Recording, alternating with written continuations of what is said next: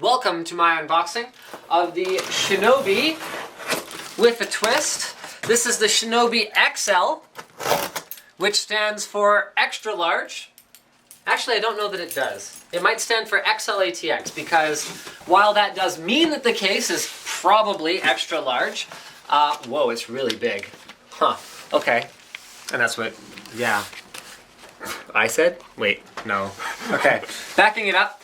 XL-ATX is a longer than standard form factor. So that is to say that it is, about 2 inches longer than you're probably used to, and sometimes wider.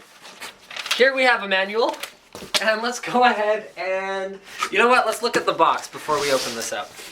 There we go. Soft touch surface treatment, we're used to seeing that on Bitfenix cases. It feels nice, looks nice. 4 super speed USB 3.0 ports, including, or in addition to, we'll figure that out later. Their supercharge port, which is cool, delivers up to 2.5 amps of power on the front USB, which means you can charge anything you want quickly. Tool-free design. Flex cage hard disk rack, which means you can go this way, that way, or remove the whole thing entirely. XL-ATX compatibility, and superior water cooling support. So this case supports up to 2 triple 120 or 360 millimeter, as the kids call them today, radiators natively. I am glad to see a manufacturer taking, or actually a lot of manufacturers these days, taking water cooling so seriously, because while it's all fine and good to be able to put one 360 millimeter radiator, water cooling guys are like the kings of more is better. So 2 360 mil radiators must be better. Uses a closed cell foam, nice soft foam. Happy to see this. Previous Bitfenix cases I've seen packed in a hard foam, which I do not prefer. I definitely like to see closed cell foam because in Canada, our country is really big, and cases and systems often have to travel very far, about an inch of padding by the way, often have to travel very far before they reach their intended destination. So what that means is if you've got a hard foam, you might be in trouble because it'll survive the first drop for sure. And it might survive the second drop. But I can tell you now, it's probably not going to survive the third drop because once it breaks, the structural integrity is not as good as it was before it was broken, which stands to reason. So let's have a look at the aesthetic of the case. 1, 2, 3, 4, 5, 5¼ inch base. Beautiful brushed metal Bitfenix logo here on the front. It has what they're calling a classic Shinobi look, and I would agree that the Shinobi look is very classic with clean lines, nice square overall design, although I don't know if you can call the Shinobi a classic case just yet because it hasn't been on the market very long, although it's probably on its way. Here on the front, we've got our charging port. So there it's marked with a battery and it's color-coded yellow. We've got 4 super speed USB 3 ports, headphones, microphone, power, and reset. That's a nice recessed reset, so it's not that easy to hit by accident. I wonder how to get this off. There's gotta be a way to do it. All right, let's move around to, well, I guess the sides are pretty similar. You're not gonna need to see the other side because it pretty much looks a little something like this. So you got your top piece. This is using the soft touch. The front bezel's using soft touch. This is just a powder-coated metal finish, although it's not bad. And then on the back, see, this is what used to pass for water cooling ready. Now, the manufacturers, including Bitfenix, for this particular case, are actually building in mounting space for radiators. It used to be they were like, yeah, you can, run to a radiator outside of your case because someone actually does that. No, they don't.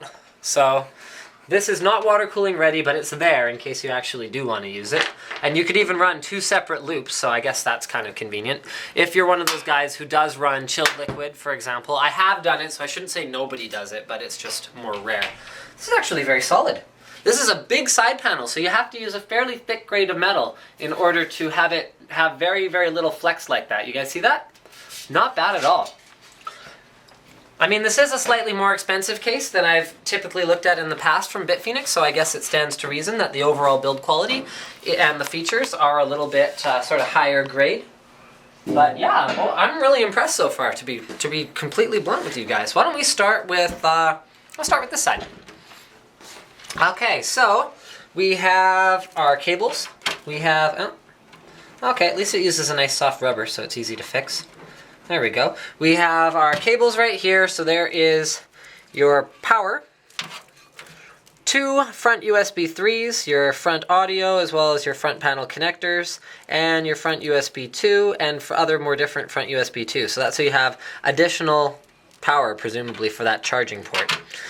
Alright, we've got lots of cable management grommets, so regardless of what kind of a motherboard you want to put in here, you can see we've actually got eATX mounting holes way over here. We've got standard mounting ATX mounting holes right here, and then up to eATX with 3, 4, 5, 6, 7, 8, 9 PCI slots all the way down to here. It supports a standard power supply with 4, oh these are really nice. These are nice high quality rubber. Nice rubber mounting points that hold it a little bit off the bottom of the case, filtered intake, and it can go up to pretty much as long as you want before bumping into anything and not fitting anymore.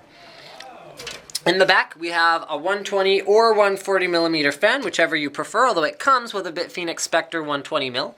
Up in the top, we have what is, hold on, can't remember. Includes 230, yeah. So we have a 230 millimeter cooling fan, although you can see, if I tip it even more, the mounting holes are available here for that triple radiator. So that's where that's going to go, and there's actually a fair amount of space between this and the top of the motherboard, which is a bit of a rarity these days, even though by the time you put a radiator and fans on it, you're going to need that space. So it's good to see that Bitfenix has gone ahead and included that. I don't see yet how to take off this top piece, although I really would like... Oh, there we go. Okay, that was easy. Did I break it? Oh, okay. So basically, we've got the 230 mil fan here. We've got the 360 mil here. You've got, oh, look at this. You've got access to the front panel here. So if you wanted to, I don't know, rewire something, then you could do that. So let's go ahead and put that back on. And line it up and force it. There we go. Okay. Hard drive mounting. So 1, 2, 3, 4, 5, 6, 7. These are compatible with 3.5 as well as 2.5-inch drives. They have some flex to them, although my experience leads me to believe that they're probably a lot more sturdy once you actually put a drive in them. The other 230 mil fan is here in the front. This is a Spectre fan, but guys, bear in mind these are reasonably high quality fans. So that one's in the front. You can actually take this whole cage and you can, undoing the screws in the bottom, I think, yes. Undoing the screws in the bottom, you can actually turn the whole thing 90 degrees if you want, if you don't need the additional space over here. So the benefit of that is you're going to get slightly better airflow through and between the drives versus if you have it, see this way? See how it kind of blocks a lot of the airflow? So that way it'll only be blocked where you actually have drives installed. However, this has a nicer aesthetic in my opinion because you have more options in terms of routing the wires to your drives. So I personally would leave it the way it is, but it's nice to have the option, and it's nice to be able to take it out entirely. I mean, if you decide you want to turn this case into a modding project of some sort, you've actually got a lot of flexibility in here because it's basically a fairly plain, fairly clean looking box with a lot of space inside it. You can contrast that with something like the Cosmos 2, where it's a very large case, but because of the way they've compartmentalized it, it's mostly useful for a very specific type of user, a very specific type of build, whereas this was more flexible, but maybe fewer features off the hop. Okay, so here's your toolless mounts. These are toolless. I think that's pretty much it. Let's go ahead and turn it around. Let's see what we got in terms of room for cable routing, because yeah, it's fine and good to design a case that can hold all this hardware, but if you can't reach anything with the cables, look at all that space. So that is, look at that. We've got like, looks like over an inch of space behind the motherboard tray for routing cables. That is outstanding. And you can also see that by the time you install a drive here, you're still going to have like a very reasonable amount of room behind your drives to route your SATA cables, to route your power cables down to where they need to go, which is to the power supply or over to your motherboard without any hassle. So I'm glad to see that. reasonably big CPU cutout. I wouldn't have minded seeing something a touch bigger. It could have come over here.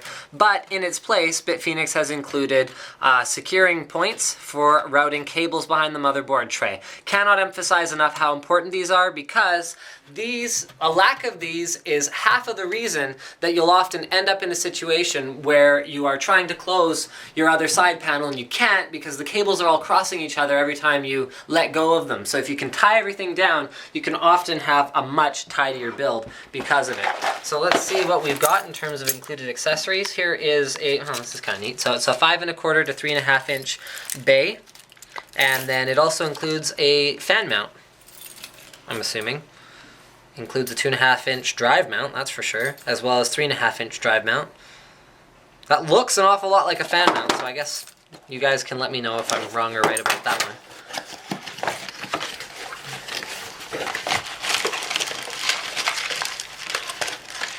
Okay, so inside here we've got, hey, look at this! More like cable management stuff with little double-sided tapes, and these are actually relatively long zip ties, which may seem trivial, but it really does seem like a lot of case manufacturers cheap out on the zip ties. They give you ones that are like this long, and you're like, okay, so I can like wrap that around one cable, one ATX cable. Speaker, as well as all of the mounting screws and general whatnots you will need.